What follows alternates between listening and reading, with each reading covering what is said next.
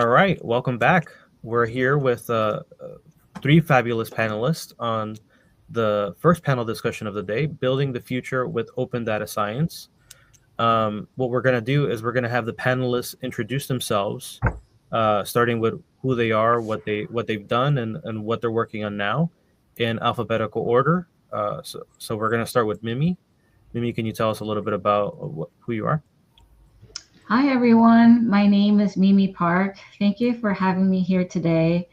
I am a AI adoption leader at a software and tech company called Databricks. What I do is I'm a bridge between our R&D teams, product and engineering, the ones that are actually building the data and AI capabilities.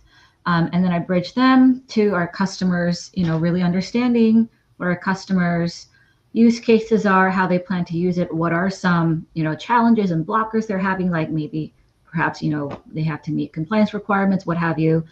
So I really bridge the communication between that too. So the software product development lifecycle and customers are getting more value out of Databricks. As for myself, I call myself a first generation data scientist. I started out as just a analyst, a statistical analyst, if you will, at the Federal Reserve Bank about close to 20 years ago. And back then, data science, let alone machine learning, analytics, all that was not a thing. And just purely started out as a practitioner up until, pretty much all my life, before I could get a lot of the schooling, right? We were trying to implement new novel solutions, automation solutions into kind of more traditional companies. So just had a lot of experience working kind of up and down different domains and functions, try to, move the needle with technology. So hope to bring some of that perspective today. Thank you, Mimi. Richard, would you like to go next? Sure. Hi, folks. I am still Richard Whitt. Last time I checked, I was in the virtual fireside chat we had previous to this session. So rather than go through what I did before, which said I'm, former longtime public policy attorney, blah, blah, blah, I'm working on a couple of things this year that hopefully are of interest to folks in the audience. One is I just released a book called Reweaving the Web, with the concept that the current web is broken for a variety of reasons. Happy to get into here, but some of it may not be germane to our conversation, so I'll leave that for another time. But that's available on Amazon. It's been out for about a month. And I'm working with a coalition of companies called the GliaNet Alliance, hence the name under my name here, which is about 20 tech companies in Silicon Valley who want to adopt basically ethical tech standards and business practices and company policies founded on fiduciary principles of care and loyalty to customers, vis-a-vis sort of where we are with the user world on the web, which for the most part, web companies don't owe us any duties. So it's a voluntary coalition of the willing, as I call it. It's been great fun so far working on that. Again, happy to talk about that wherever it might become germane here. But I'm glad to be part of this panel. Look forward to the conversation with Mimi and Teresa. Thank you, Richard. Teresa? Excellent. Yeah, my name is Teresa Reilly. My background is in digital and data transformation, most in traditional organizations. So how do you bring, that very traditional manufacturing or publishing way of thinking into, well, how do we do things in a different way? So I've spent a lot of time doing that. Most recently, I spent the last 4 years at PepsiCo building their first global data governance organization. Kind of a first for the organization to say, how do we look at data in a different way, not just constantly churning on data quality and what have you?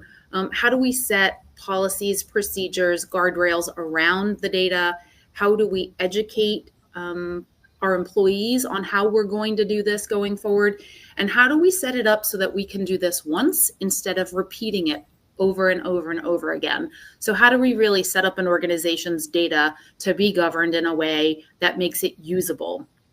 And so I like to think of data governance as more adaptive than dogmatic. And so that's a lot of what I work on. And I also support Women in Data as it relates to kind of their sponsorship and membership organization right now. So excited to be here. Looking forward to the conversation.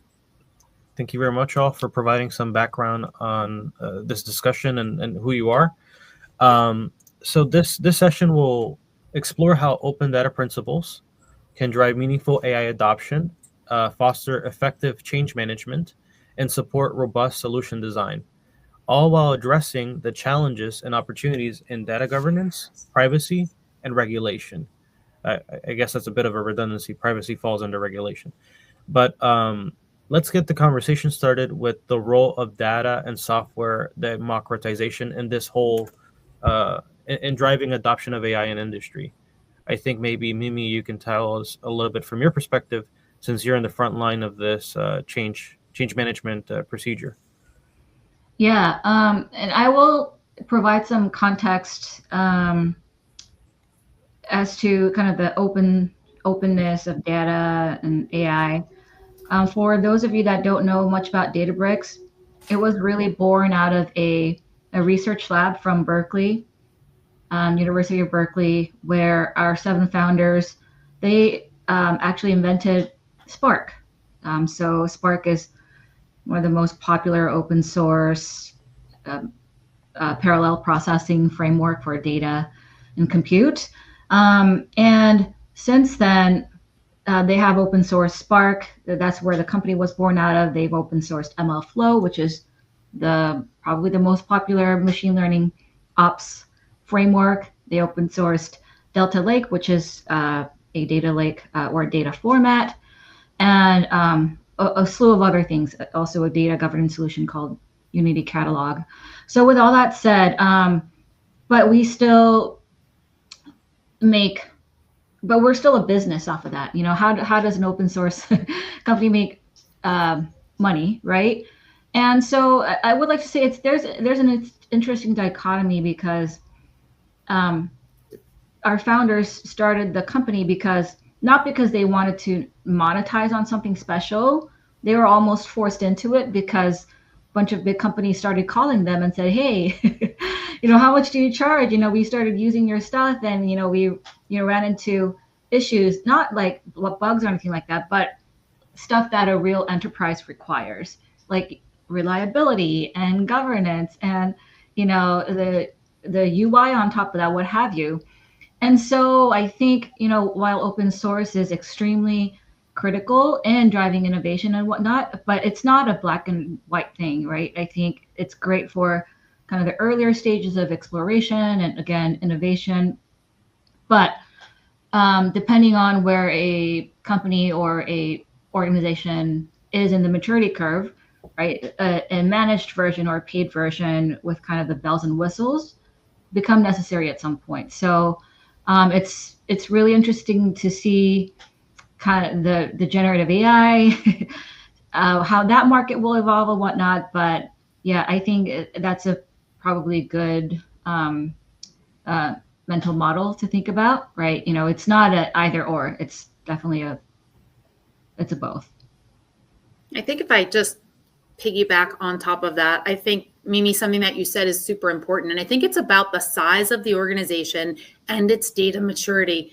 Excuse me. I think it's super important because it's not really a one size fits all. You really need to understand, what does this company need as it relates to data governance, what have you.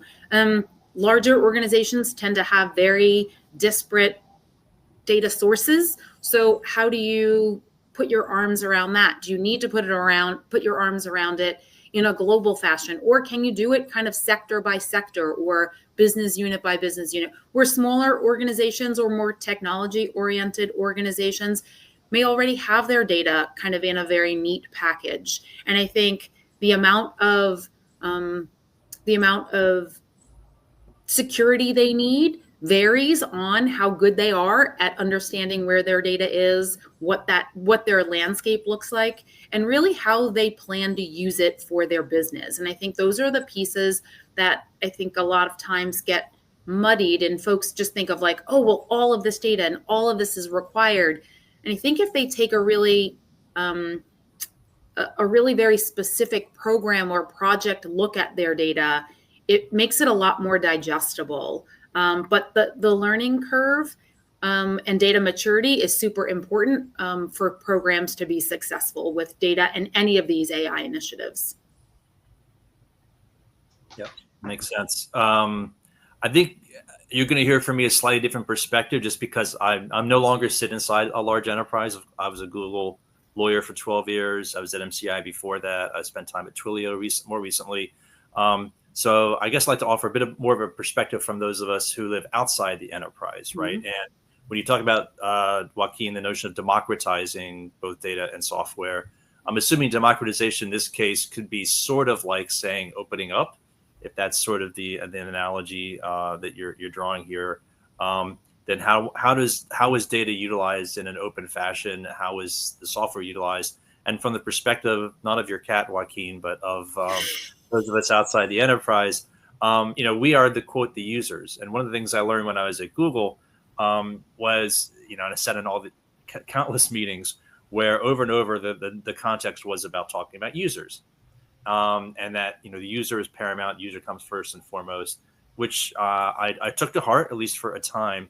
Then I realized the subcontext, which was often not explained, which was, and we know what's best for the user, right? So I think talk about democratizing data and software over time. Hopefully that means in some ways empowering people who, in the case of both for Databricks and for PepsiCo, but at the other enterprise, they're not just users, they are customers, they're clients, they're patrons, right? They're working with them, they're getting a value, a benefit out of having that relationship, an actual relationship, not just a transactional one with the company. And so is there an opportunity for the customer, client, patron sitting in those shoes to help the enterprise essentially define, like, what is the data? When you say the data, your data, is it my data? Is it your data? Is it shared? Is it non-private? Is it environmental?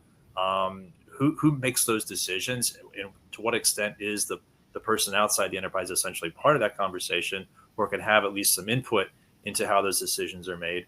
And then, like, how are those benefits demonstrated to me? How tangible are they? How can I see, well, if I give you this data, these are the benefits I get, things that I value.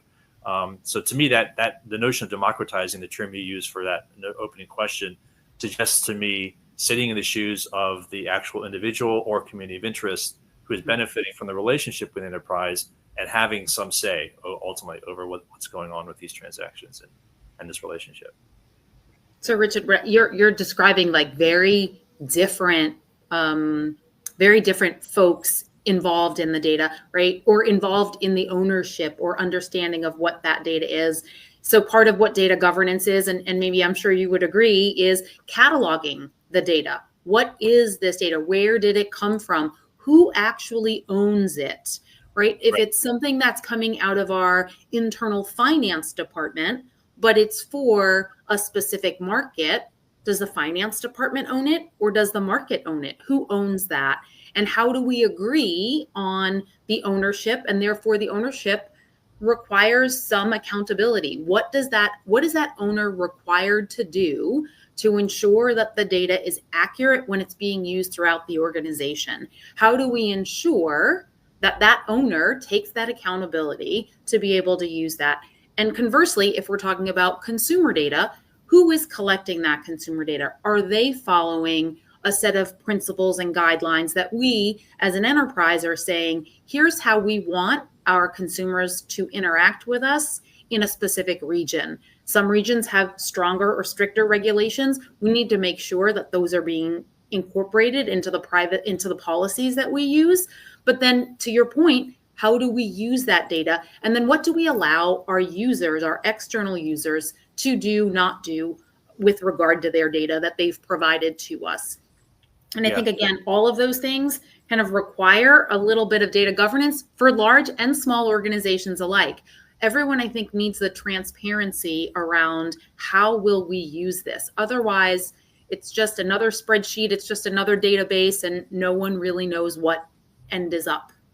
Yeah. And again, part of my point would be there's a difference between somebody who goes to the Pepsi website, for 10 seconds, browses and moves on, and whatever data is collected there, versus somebody who's been using Pepsi products pretty much their entire life, huge fan. I want all the swag you can give me. I'm giving you all the data that you want because I love you and all that. So, but knowing that again, that there's sort of this continuum here. Yep. That's, of course, you need governance to try to understand as best you can what type of relationship, if any, does the company have to the individual, or where the data is coming from, and then how does that then build into the way you govern it to ensure that people's expectations are being met. Not to derail too much into governance, but Teresa, I am very curious. I think lots of companies, big and small, their governance methodology thus far has been probably prohibitive. They're trying to be much more conservative so they don't get in trouble with, particularly in financial services or a regulated industry. Mm-hmm. And I have had a customer, I've lived and breathed this when I was at JP Morgan Chase as well. I had a customer that said, model risk management is the bane of my existence, because it'll take like 3 months to get a single, ML model approved. And you mentioned kind of like not having to do this manual work each time. Like, what are some good tips and tools that you might recommend? Yeah. So if we're thinking practically around, so say you're taking a specific domain, so our finance data, who is the owner? Who is the collector of that data? Are they defining how we are collecting it, where we're collecting it? Can we document that? Where do we know if it's coming? Is it just internal? Is it external? Is it coming from different systems? What ERPs might be feeding this? So really understanding where the data is, who owns that, and who's accountable for ensuring that that's correct. And then I think part of what makes it overwhelming for organizations is they think of all of the data. Whereas if you're thinking about specifically a specific model, are you able to work within the confines of just, okay, if we're looking at this model takes into account these data sets. Who are the data owners? Who are the consumers of the data for this data set or these models? Can we work with them specifically? It shouldn't take 3 months. I'm not saying that it doesn't in large organizations, because I'm sure it does. I think that time can be significantly cut down if there's a more matrixed type of environment. The way that I've seen it work best in our organization has been to put together someone from the business, someone from the data management organization, someone from data science, and someone from data governance. Because then what you've got is all of the folks who are accountable for what needs to happen. They're all on the same page and talking about, this is what the outcome needs to be. How do each of us do our part so that we can ensure that this gets done in an expedited fashion? Otherwise, it's like, oh, we need to get a hold of this one. Well, they weren't part of the initial conversation, so they don't quite understand what is the goal. So I think kind of setting up the right structure for how do we begin some of the work on that is super important. Having the right people in the room to make those decisions or agree collectively that this is how we're going to go about something is super important to the expediting of the process. Yeah, that makes sense. When your organization or what have you define a set of dimensions about the data, right? The source and Yep. Is it sensitive or not, what have you. And then when you have those predefined, it's so much easier to map that to a use case and how that's going to be governed. Yeah. And instead of looking at taking a fresh look at the data itself every time. And I think now that you mentioned dimensions, the one other thing that, having all of those folks in the room together also enables like a question and answer session, right? So, hey, we need consumer data for this region. Okay, well, one source has that consumer data for the region at a very high level. Oh, well, wait a minute. We now need it at the state level or the neighborhood level. Oh, that's a different system. So you run the risk of potentially pulling it. And again, this depends on the size of the organization. Where you could have numerous systems housing data that might be required. But in fact, you truly only need one source if you can get the right level of granularity. And so I think it's important to be able to have that session, to have those conversations and hopefully have that be really thoughtful and thorough so that you don't have to go back and redo. Thank you very much for creeping into the next topic of discussion, which was data governance. We were eventually going to come over here, but um, I think it's a curiosity of mine. How do you adequately scope and introduce the idea of introducing open data or open AI or these kinds of new technology initiatives within an organization outside of just a pilot? Because sometimes introducing the idea of like, oh yeah, we'll implement the technology, we'll fulfill some sort of use case, and then eventually we'll expand and grow and mature this sort of little pocket of the initiative. But sometimes you start off on the wrong foot. Sometimes you're not taking clear indication on how to protect the data that you're using or govern it. You're just thinking about the technical implementation details. So, what are some strategies that you've encountered as the advocate or the adopter of technologies beyond just the technical implementation? I could provide a perspective on that. Well, what I believe that people should be doing is, okay, first of all, we need to kind of learn from the ML ops days, kind of in early 2020s. The ML ops or ML market was so commoditized. There was probably more than 100 different ML vendors. And I saw some statistic that said there was an average of 6 tools stitched and hodgepodge together for model development alone. And I think that's what the kind of the open source, trend made possible, right? You could just grab literally anything, and now that's part of your ML ops process, and you can't back out of it. And now it's becoming, more of a stifler than a driver of innovation. And a lot of companies or people came to a place where, yeah, it didn't serve them anymore when they needed to start scaling up and whatnot. And we don't want that to happen for, whether it's generative AI, agentic systems, or anything else that happens. So, I think we need to start thinking about you need to take a platform approach. How do you design a much more modular system, whether it's through just software engineering best practices, or you pick a vendor that allows, or that's really in the DNA of that vendor, plug and play different things as you need, because, a particular open source software or a proprietary software, what have you, could be a good fit for a POC stage, but it may not scale up well, or it may not adhere, to the right compliance policies, what have you. And so I think that is kind of the foundational aspect that we need to think of. Yeah, I would just say the platform approach makes a ton of sense. I think oftentimes what happens in organizations, a compliance requirement happens, right? A law is passed, a set of regulations are implemented, put in place. And so the first thinking is, okay, we've got this. How do we comply with this? Oftentimes, not really understanding what we're even doing now. So what are the actual daily current practices around data, around algorithmic decision making, if it comes down to the sort of the ML side of it? And understand that there is this gap. There is initially always going to be this gap between the policies that either you want to put on your website that you say, or you need to say for compliance purposes, or both, and then your practices. And just accept that at least at a snapshot in time, there is that gap, and that the point is to bring those as close together as possible over a period of time, particularly as the practices, of course, are always evolving. So as the environment for policies is doing its thing, same thing is happening internally. So at least what I've seen is a very clear recognition of what actually are you doing today? What are the company's practices?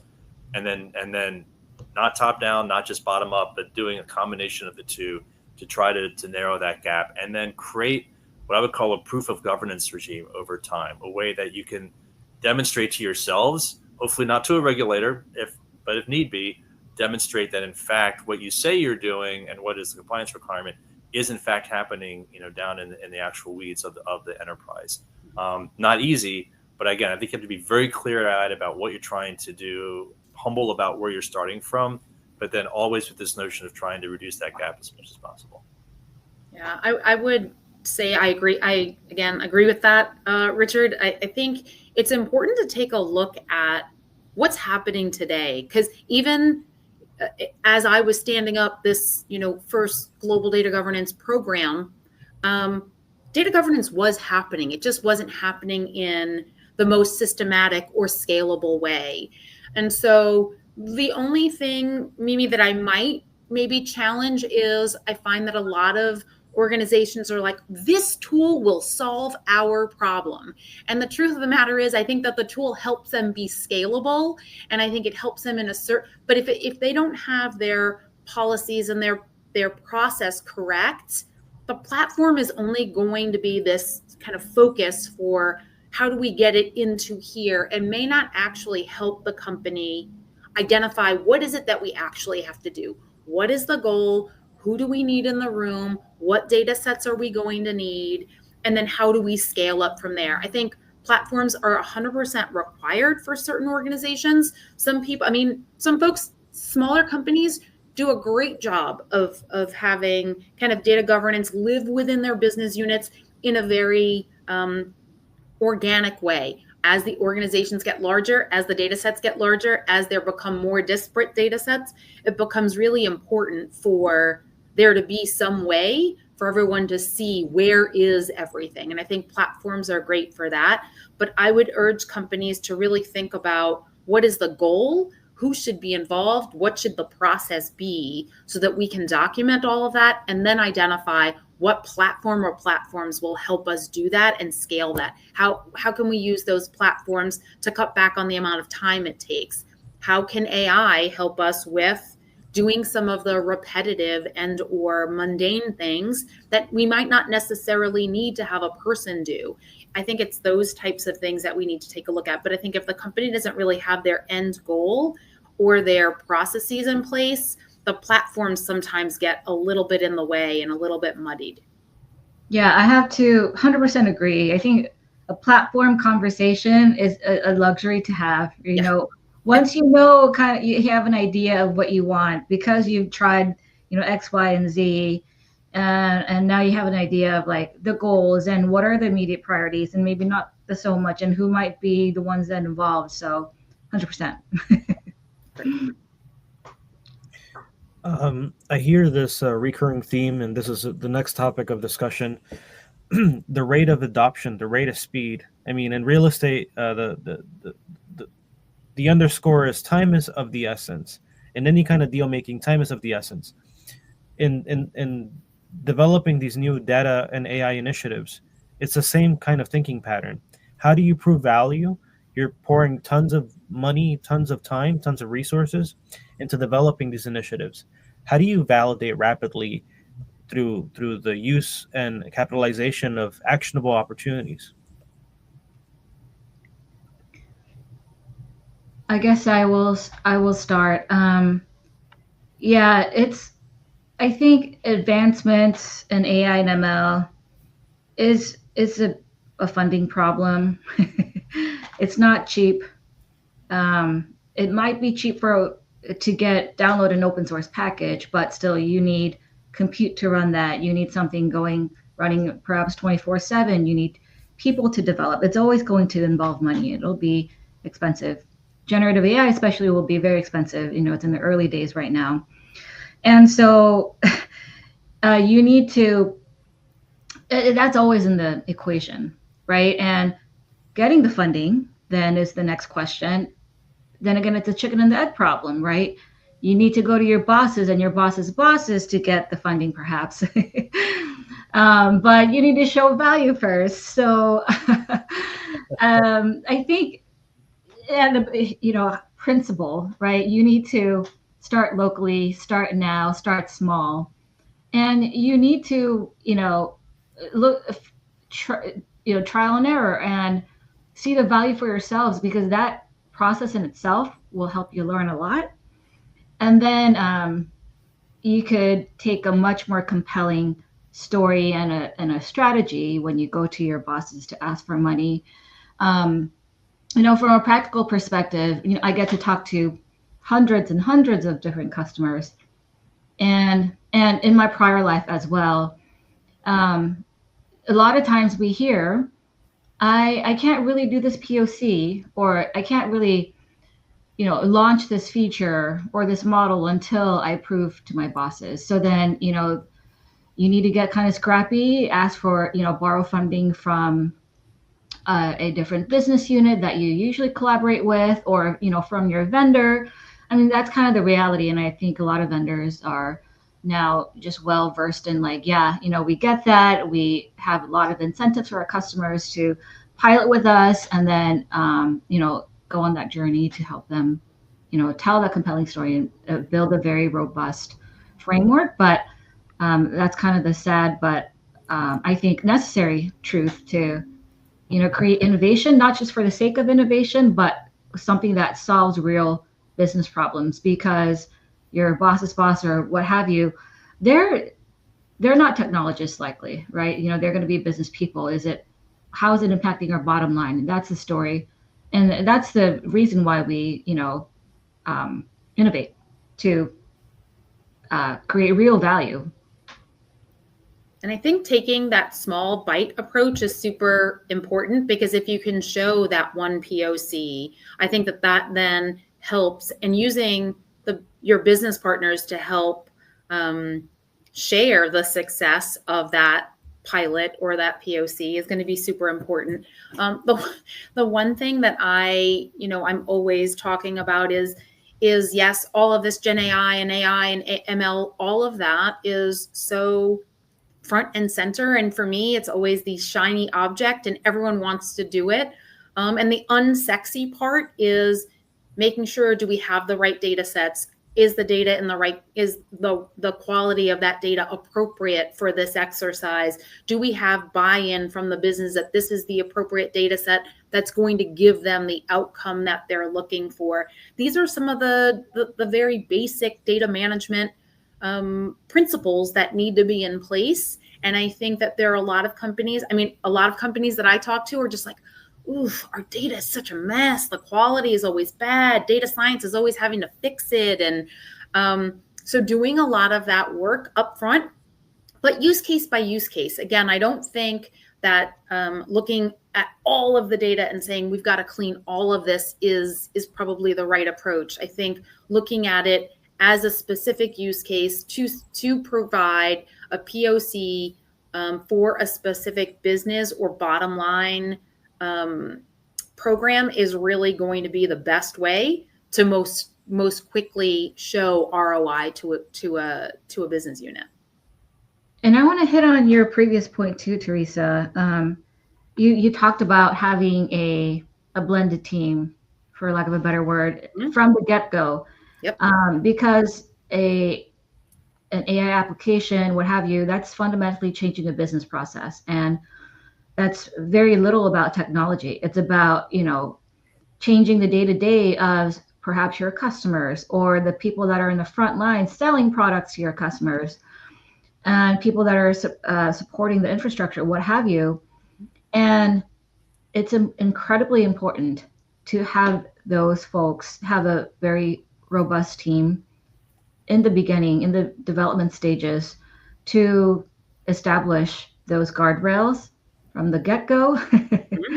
And ultimately, that is a fundamentally, a change management 101 principle, because when more people feel like they're part of the solution and there's nothing, being thrown at them or they're being forced to do something, right? It's only going to help with adoption at a much faster rate. So what you said reminded me of having the right people involved from the get-go. And if I just add one quick thing, I tended to think about this in my enterprise career as sort of a layer cake. So the thing you really want to show, the top level, the sweet stuff, is the market value, right? That by doing X, Y, Z, you're going to open up new market opportunities, provide new products and services, grow revenue, all of that, right? That's the best you can argue for. The next best is, well, it creates efficiencies, right? We're going to reduce costs. We're going to streamline organizations. Maybe even some people are no longer necessary because we're doing this in an automated fashion. And then as the lawyer in the room, it was always the bottom line was, and you may go to jail if you don't do it. So, it's sort of like the compliance enforcement aspect. So and this is probably a very crude way of putting it for this audience, but the two basic human motivators in these contexts are greed and fear. So, so true. So every slide deck was an attempt to either like, wow, we can do this because we're going to make more money or reduce costs, or yeah, we don't want to throw the CEO in the slammer. So those are at least I always attempted to try to find ways where, of course, these are valid points to include those in the conversation. A follow-up point to what you're talking about, Richard, within the GLIA Net Alliance, what are some of the corporate behavioral patterns in adopting these technologies? I'm sure you're coming across some of these use cases through the people that you're cooperating with. I'm so glad you asked me that question, Joaquin. No, so it's interesting. So we have sort of the large web platform companies and the AI companies here in the Valley. They dominate the conversation. They suck up 99% of the oxygen and the available investment funding in the room. But there are smaller companies, tech startups, in a variety of different sort of sectors within the larger ecosystem who are doing some very cool things, who wanted to do it differently. They want to adopt not just a compliance standard, but in their minds, an ethical standard, which, as I said at the outset, means creating actual relationships with their customers or clients on a fiduciary level, right? So the basic notions of duty of care, for most of them, it's a duty of loyalty, which means, among other things, we're not selling or sharing your data with anybody. We're keeping it close. We're keeping it super secret and private and secure. And we're going to give you tools to help you be on the web in a variety of ways, including using authentic personal AIs trained on them, not on Sam Altman. So part of the challenge, of course, is, okay, that sounds great. How do you do that? So it's, as I went back to say earlier, you have to figure out what are the practices that they believe are acceptable in terms of a business model that will make them money and attract investors and attract customers. And then what are the policies that match up to that you can then articulate to the world to say, this is what it means when I say there's a duty of loyalty to a customer or a client or patron. This is what this looks like. So it's an ongoing process. I started the coalition about 4 months ago.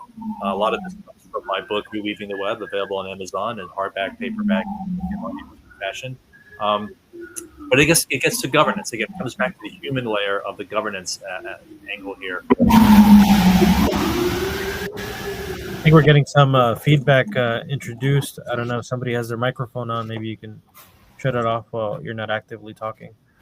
Yeah, don't think that was here. Anyway, I'll leave it there. It's around governance from these companies who want to try to do something a little differently and create potentially down the road a self-governing organization of net fiduciaries and other types of entities. Well, thank you for that. Now we've talked very heady. We've talked very high level and addressed a lot of concerns that are decisions taken by the executives or VPs or people that have budgets. How do we go from the bottom up and enable the designing and implementation of these solutions that are adaptable, scalable, and aligned with the commercial and societal needs of an organization? So I'll start with kind of what Mimi was suggesting before is finding the right business opportunity to bring the right people together into a room.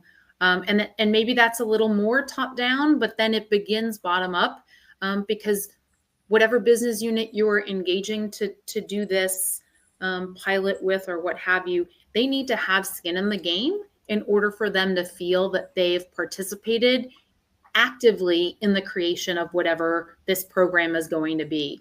And in order for the program to get adoption, you're going to need to have those people deeply involved to say, I was involved, I was at the meetings, I know this solves our problem. It isn't just technology for the sake of technology. This solves our business problem. Critically important to have those folks in the room, because otherwise we're creating programs or products for the sake of creating programs or products without a business utility. And it's only through that business utility that we actually get value, and that flywheel begins to spin, and we get a little more traction, because now the next business unit or the next function says, hey, wait a minute. You guys cut out 30% of the day-to-day detail of this. I could cut 30%. Like my people, I could move my people from doing XYZ, which is mundane and not necessary, to something else. And that begins to create the momentum within an organization. That's been my experience. I want to share one anecdote. And Teresa, I couldn't agree more. When we start talking about like front lines and people that are actually using this day in and day out, instead of, from an ivory tower, when I was at a bank, we just rolled out this dashboard that was far more advanced than anyone had ever used. Previously, this call center organization that I was working with, they had just used a handful of reports in a week. But when we rolled out this dashboard, I never in my life did I imagine one of their team leads say this to me. And this is just how far and wide reaching some of the ripple effects of data and AI could be. She said, hey, I'm afraid that if we roll out this dashboard and make all of my teams use it, they're going to say that they're not paid to do this type of advanced work. It's above their pay grade. I'm afraid that they're going to start asking for raises if I make them use this dashboard, because this is not what they signed up for. Right? So like, we know as practitioners in some way or another, we just kind of take this for granted. Data is good and all that. But I mean, this is how real it could get. It could have ripple effects that could hinder adoption, or some people might feel compelled to reject it or what have you. So that was a very eye-opening experience in which, like, we, again, we've been saying this, but think in the terms of the end user and how it's going to change their lives, and align everything to that. One of the reasons why AI models don't get adopted is because the right incentives and everything around it doesn't align. For example, if we built out a product recommendation algorithm for a customer service representative, they're on a call real time with the customer, and they're supposed to recommend product X, but their incentive structure for their sales teams, right? They're going to get twice more money if they sell product Y. And if they just keep selling product Y, right? Like the ML model had absolutely zero impact, right? And so it is about really aligning everything else, because there's a huge ecosystem around AI and ML models. So I think it's we all, as practitioners, maybe we're all classically, trained in AI and math and what have you. We have to think, come down to the lowest levels. Yeah, I would agree. I think that that's where things can break down, Mimi. I think when we're not thinking about that end user, what is the impact, or has their involvement been robust enough for them to understand why this is happening, why we're doing this? Are they in alignment? And so sometimes I think I have seen it, I guess, both ways. Sometimes it's no, as a business, as an organization, we must do this. Well, that message needs to trickle down so that everyone's in lockstep, right? Because we have to do this. Or there's the, hey, we want to do this, but if those frontline folks haven't been involved, now they're kind of like, well, nobody told me about this. This isn't important. I'm not being incentivized to do this. I get incentivized on doing that. And how does this help me? So I think it's a little bit of both, but I think having the right people involved and understanding the why is critically important to the adoption and success.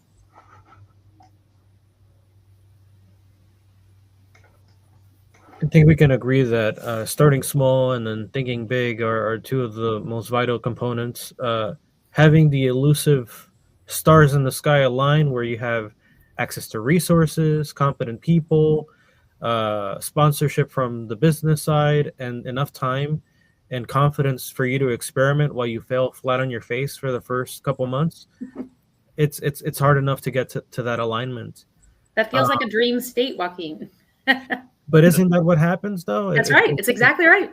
If it doesn't happen like that, any sort of communication breakdown or lack of confidence or funding dries up, how would you recommend someone who's in a tactical role to navigate this kind of career development in this ever-shifting priority political warfare state that we're in right now with the adoption of AI?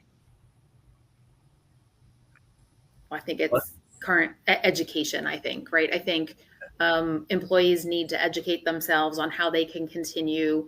How does this change their day to day? Maybe not today, but tomorrow. I think there's lots of conversations. There's lots of places I think we talked about earlier that have accreditations for people to keep up with. You know, I hear a lot, oh, AI is going to get rid of my job. I'm like, it might get rid of parts of your job, may actually get rid of your entire job, but doesn't that give you the opportunity to do something better, something more interesting? What does that look like for you? How do you parlay what you've done with education in how this can how your role will evolve going forward? And I think education right now is going to be critical because I think everything is moving so quickly. I think it's important for employees or folks who want to kind of remain relevant to kind of continue to educate themselves and find out what that can mean for them.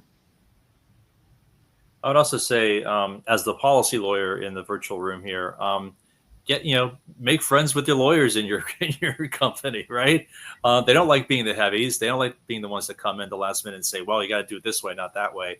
But seriously, understanding like the framework within all this is happening, it's a legal, regulatory, policy, norms. I mean, there's, again, different layers of this that apply to what the company can and cannot do in any situation. So having a fairly, sophisticated understanding of that can be very beneficial for you in terms of like where you are as the person, trying to make this product work, or whatever your role on the team is.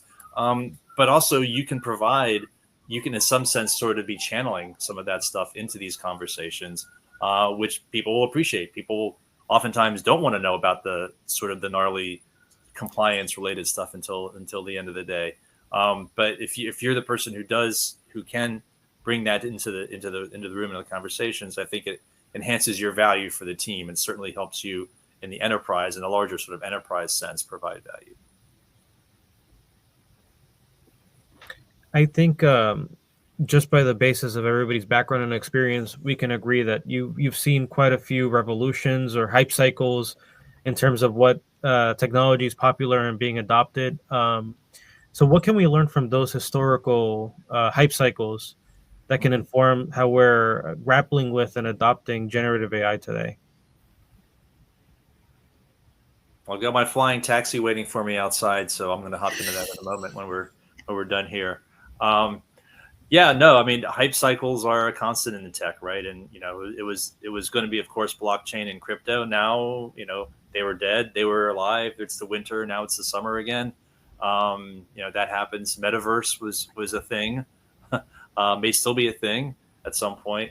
IoT, Internet of Things, is an interesting one. I think it's oftentimes overlooked, but slowly but surely, more cities and communities are adopting IoT technology. So if somebody's looking for like a place in the future that could be a hype cycle that actually goes somewhere, IoT might be one of those things. I mean, turning our actual communities into virtual communities, all the interesting intricacies around data flows, citizen rights, how public versus private partnerships play out. That would be one I would sort of focus on. But you just have to be aware that that's just a constant. The hype cycles will occur, and just look for the there. I mean, back in, I'm old enough to remember back in the web of 99 and 2000, when pets.com for about 15 minutes was like going to be the thing. It was going to rule everybody. But of course, pets.com and lots of those other original web companies went out of business because they didn't have a business model worth anything. But quietly under the scene, people were building out the infrastructure for the web, including this small company called Google. They went out and started buying fiber networks, and they created these little data centers and cramming together computers and server farms to try to carry the content they were starting to utilize as a platform. So it's oftentimes you look at the stuff, the frothy stuff at the top, look at what's going on underneath. Who's building this stuff? Whether it's a blockchain, whether it's the next data farm, whether it's the next AL model,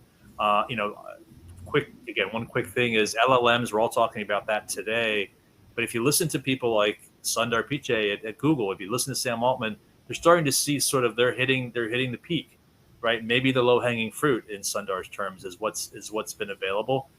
LLMs may not be the long term answer. There's something else being developed called reasoning, right? Reasoning machine languages, which is actually based on the neural structure of the brain, not just sort of pattern matching.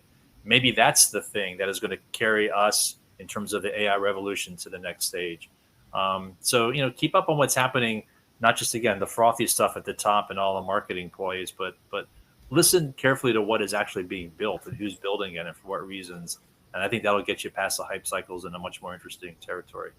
I think to your point, Richard, it is almost necessary for things to make progress. What really puts things into perspective, and I don't want to be like cliche, but every technology that revolutionized the world, even like electricity, took like 50 something years to become mainstream. It's because everything else, there was progress made slowly but surely. And, stuff needed to align. The infrastructure, cities' infrastructure wasn't built to support electricity until, one line over another was being built. So, you never know how it's going to span out, but you kind of need that hype in the beginning to get your attention and have people start experimenting and building. And then I think we can kind of see the fruits of our labor. But I think, everything really went through that cycle. Yeah, I agree. I think that hype cycle brings attention to this is new, this is coming. How do we begin to assimilate?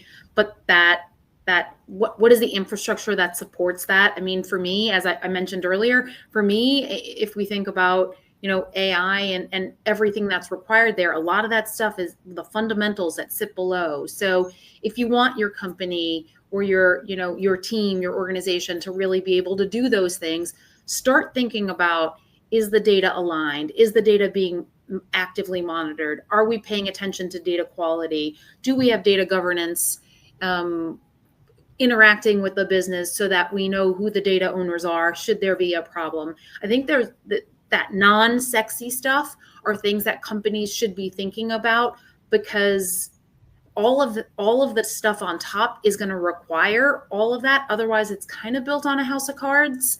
And what you don't want, especially as you're training models or what have you, you don't want it being trained on data that's incorrect or not fit for purpose. So it's going to be really important for some of those basic things, which, for as much as everyone is racing, everyone wants to have some successful version of an AI something.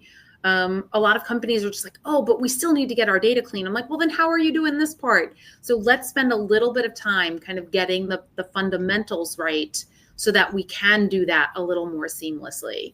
And then I think part of that hype is good for inspiring others to think about, well, okay, if this could work or doesn't work, then what? I think out of some of the things that sometimes don't work, we get illuminating ideas about, well, it didn't work because of X, Y, Z. So maybe there's an opportunity to do something a little bit different to really take advantage of what didn't go right here.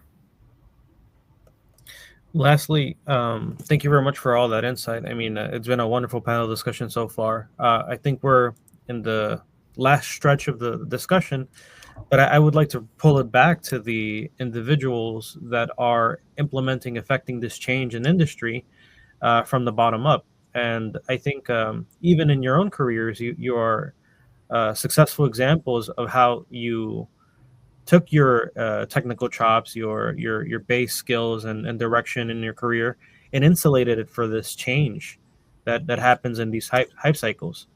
So is there any advice that you can give to individual contributors that are kind of navigating these cycles and trying to insulate their careers through all this rapid change? Yeah, I think I said it earlier. I think being curious, continuing education, getting involved, really trying to make sure you're in the conversation, even if only tangentially or on your own time. There are tons and tons of newsletters, there YouTube videos, educational sessions everywhere. I know Women in Data does an excellent job of providing educational opportunities. Be part of that conversation. I think being curious helps individuals kind of keep that interest in what's next for them, what's next for their role. Could they use some of their current experience? Is it transferable to another industry?